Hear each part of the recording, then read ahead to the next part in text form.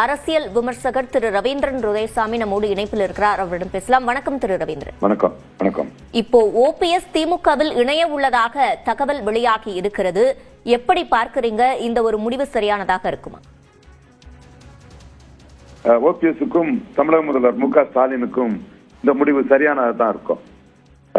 புரட்சி தலைவி ஜெயலலிதா அம்மையார், முத்தமிழறிஞர் கலைஞர் இவர்கள் மறைவுக்கு பிறகு தமிழக அரசியல் டைனமிக்ஸ் மாறிட்டு இந்த அரசியல் களம் என்பது ஸ்டாலின் வெர்சஸ் அதர்ஸ் என்ற ஒரு உயரிய இடத்திற்கு திமுக கழக தலைவர் ஸ்டாலின் அவர்கள் உயர்ந்து விட்டார்கள். ஸ்டாலினுக்கு இணையான தலைவர் இல்லை என்ற சூழ்நிலை தான் இன்று தமிழகத்தில் உள்ளது. அதாவது முந்தைய காலகட்டத்தில் புரட்சி தலைவர் எம்ஜிஆரும் முத்தமிழறிஞர் கலைஞரும் இணையான தலைவர்கள், அதேபோல் புரட்சி தலைவி ஜெயலலிதா அம்மையாரும் முத்தமிழறிஞர் கலைஞரும் இணையான தலைவர்கள். ஆனால் ஸ்டாலினின் உயரம் மிகப்பெரிய அளவில் 3 தொடர் வெற்றிகளின் மூலமாக உயர்ந்து விட்டது என்பதுதான் உண்மை.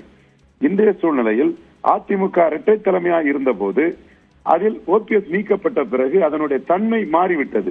ஓபிஎஸ் நீக்கத்தால் அதிமுக சுமார் 13 விழுக்காடு வாக்குகளை இழந்துள்ளது. அதற்கு காரணம் அந்த கட்சியின் தன்மை. இரட்டை தலைமையாக இருந்த போது ஒரு பொதுத்தள கட்சியாக இருந்த அதிமுக ஒற்றை தலைமையான போது அதன் தன்மையை இழந்ததுதான் காரணம். தென் மாவட்டங்களில் டெபாசிட் இழந்தது என்றாலும் சரி, சென்னை போன்ற பகுதிகளில், மதுரை போன்ற பகுதிகளில் 3வது இடம், ஏன் கோயம்புத்தூரில் 3வது இடம் போனது என்றாலும் சரி, ஓபிஎஸ்ஐ இழந்து அந்த கட்சியின் தன்மை மாறியது ஒரு முக்கிய காரணமாகும். மீண்டும் ஓபிஎஸ்ஐ தேசிய ஜனநாயக கூட்டணியில் இணைப்பதற்கு சிலர் முயற்சி செய்த போது தமிழக முதல்வர் மு.க. ஸ்டாலின் அவர்கள் அரசியல் டைனமிக்ஸ், அதாவது தன்மை மாறிவிட்டது என்பதை புரிந்து கொண்டு ஓபிஎஸ் தனக்கு மிகுந்த ஒரு அசட்டாக இருப்பார் என்ற நம்பிக்கையின் அடிப்படையில் ஓபிஎஸ்ஐ திமுகவில் இணைத்துக் கொள்கிறார். இந்த இணைப்பு என்பது ஓபிஎஸ்க்கும் தன்னுடைய அரசியல் எதிரி எடப்பாடி பழனிசாமியை தென் மாவட்டங்களிலும், குறிப்பாக தென் மாவட்டங்களிலும் பொதுவாக ஓபிஎஸ்ஐ பொறுத்தவரையில் ஜாதி கடந்து எல்லா ஜாதியிடமும் ஒரு அபிமானம் கொண்டவர் என்பது அனைவரும் தெரிந்த ஒரு உண்மை.